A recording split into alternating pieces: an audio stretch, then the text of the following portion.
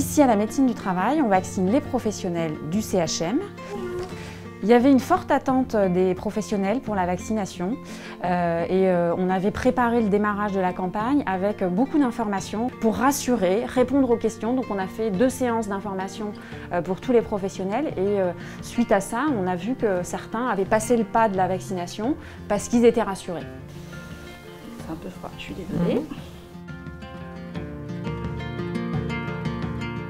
Donc la première injection s'est très bien passée. Là, je viens aujourd'hui de faire la 2e injection en espérant que tout se passe bien comme pour la première. Voilà, super. Au bloc opératoire, on est amené à soigner des gens qui sont positifs.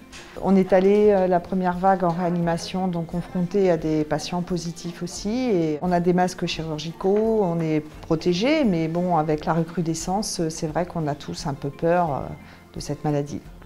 Première phase de la première injection, très bien.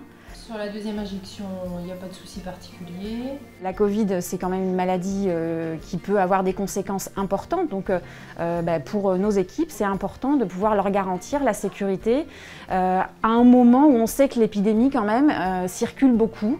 On a à cœur de se dire que grâce à la vaccination, on évitera les formes graves dans nos équipes et après sur la contamination, on l'espère, un effet dans la durée. On a travaillé dès le début avec l'ARS. On a reçu ici les doses de vaccins pour plusieurs établissements. Et donc on travaille de manière très opérationnelle pour suivre l'arrivée des stocks, leur utilisation et ajuster semaine par semaine ce qu'on peut mettre à disposition de chacune des structures de manière harmonieuse et équilibrée pour la population. Donc on a organisé la première phase de vaccination avec le vaccin Pfizer-BioNTech et puis on organise la seconde phase avec le vaccin AstraZeneca pour les professionnels de moins de 50 ans.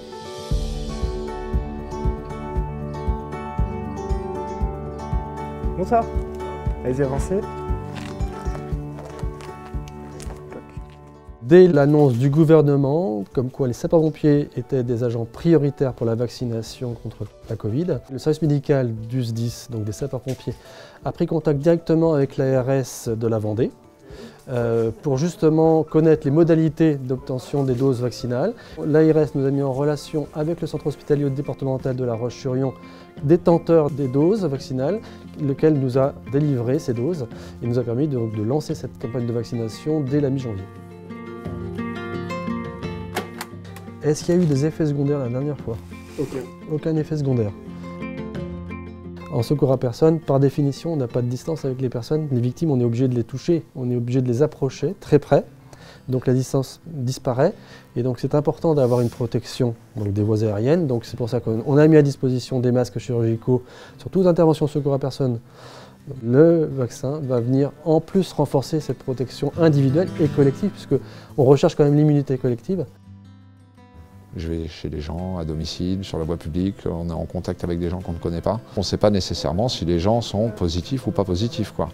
Le fait d'avoir été vacciné ce soir, effectivement, psychologiquement, je vais me sentir un peu plus serein de me dire, voilà, j'ai fait ce vaccin et je me sens quelque part un peu plus protégé qu'avant. Elle n'a pas été déclarée contact? Non, non, pas du tout. Non. Donc pas de contact, pas de test récent? Non. Honnêtement, j'étais pas forcément pour au départ de me faire vacciner. Je pense que aujourd'hui, malheureusement, on voit bien que si on passe pas par cette phase de vaccination, je sais pas, ça mettra beaucoup plus de temps certainement à éradiquer ce virus. Donc oui, je suis là pour ça aussi. Le fait de se protéger soi-même, ça permet déjà de protéger les autres. Et puis peut-être, dans une échéance plus ou moins longue, d'endiguer cette épidémie, quoi.